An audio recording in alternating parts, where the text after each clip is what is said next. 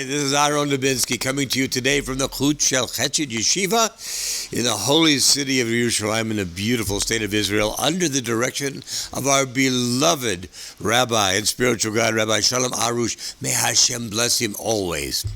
You know, it seems there's a lot of anger in the world today. A lot of anger. It's everywhere. People are angry about rigged elections. People are angry about illegal immigrants. People are angry about their countries being turned into a country by the immigrants who come there. People are angry because they have to wait in line. They're angry because they got cut off in traffic. They're angry for a multitude of reasons. They go on and on and on. Now, remember we said everything comes from Hashem, so it all has a purpose. Now let me ask you a question. Is anger good or is anger bad? Well, that was a trick question because the answer is it's both. It depends on how you use it. Anger has this purpose, the same way as the Yetzer Hara has a purpose. The Yetzer Hara's purpose is not to bring us down. It's to point out to us, where do we have weaknesses? What do we have to work on? How can we be a better us? Anger is about the same thing. It's about how do we use something in a constructive way instead of a destructive way. My favorite one is this one. So-and-so makes me so angry. Because I'm going to tell you. You know who makes us angry? We do. It's a choice. It's not always a conscious choice, but we make us angry. That's our choice, to be angry. It's a way of venting. It's a way of getting it out of our system. And it is not, I repeat, that is not a productive way of using anger. Anger is like anything else. Rob always talks about energy. Good energy can light up a city. Bad energy can destroy a city. It's all energy. Anger is the same way. Bad anger is like an octopus. It reaches out and touches everything within touching distance, and then from there it goes to touch other things, and it never ends. And it grows, proliferates, and it makes the world a very, very unhappy place to live.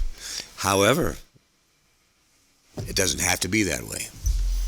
We can use the anger that we build up for productive reasons, for constructive reasons. We can use it to be the thing that gives us the impetus to do more to heal him, to do more kavana when we're davening, to do more learning so that we can be better and teach other people, to teach other people what it is we've learned, to help them to know how to deal with it.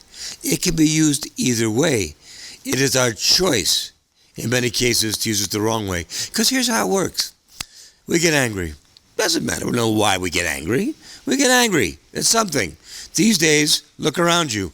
Most people are angry at a lot of things most of the time.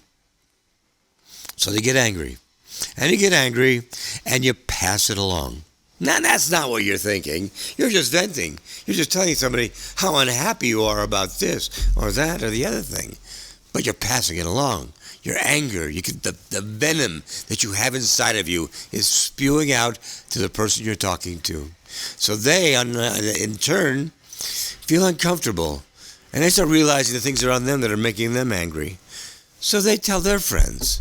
And their friends tell other friends. And their friends tell other friends. Pretty soon you have a very, very angry world. The U.S. hates the Chinese hate the Russians hate the Israelis. It doesn't matter. It just keeps happening, and it keeps going on, and it keeps going sometimes for the most ludicrous reasons. So I'm asking the other day in Hidbura, Hashem, why do you fill us with so much anger? And the answer I got was just what I told you. He doesn't fill us with it. He fills us with the potential of anger, which also means we have the potential to use the anger in a positive way. It's our choice how we do it and when we do it. So what we need to do is we need to remember we need to use anger in the most prolific way, in the way that it is designed to be constructive and productive. Use it to change things. Take it internally. You know, I used to be an actor, and they used to tell us as actors, those butterflies you feel in your stomach before performance, that's really a good thing. Because what you do is you take those things, which don't seem very positive, and you transform them and you express them in a way that gives you a much better performance. Well, it's the same thing with anger. You take the anger that's inside of you and you ask, Why would Hashem give me this? Surely not to make me angry. He's a father. He wants you to be happy. He doesn't want you to be angry. So why does he give them to you? He gives them to you as a challenge, as a test. How can I take what Hashem has given me and turn it around?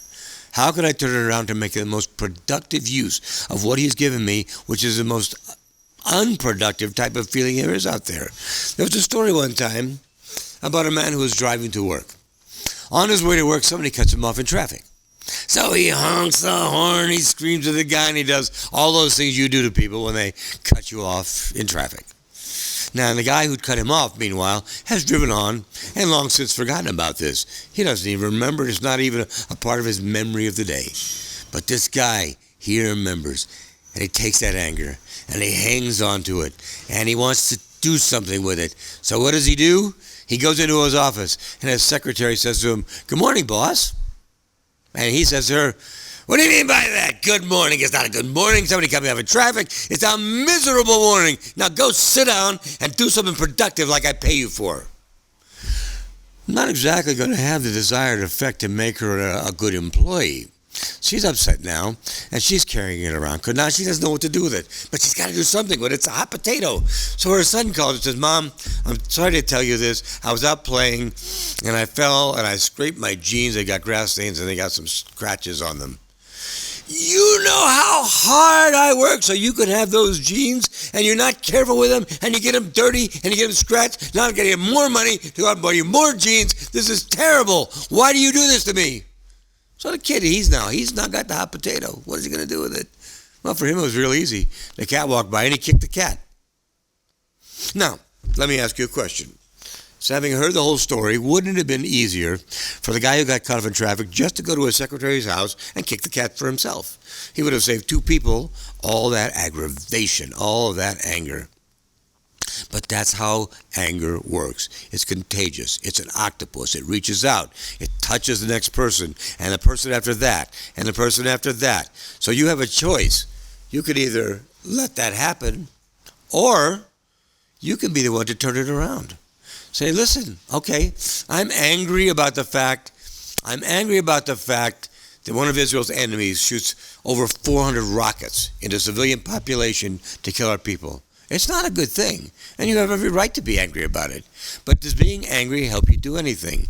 Does it help you stop it? Does it make them safer? Does it make you feel better? Does it make you do anything that's constructive?" And the answer is, in most cases, no, it does not make us safer. It does not help them. It does nothing. What would help them? Tehillim would help them. Tikkun HaKlali would help them. Tikkun HaTzot would help them. If you really are an activist going down to Knesset and with a bunch of people to make it known that this is not what we want, if that is your style, that would be something that might be helpful.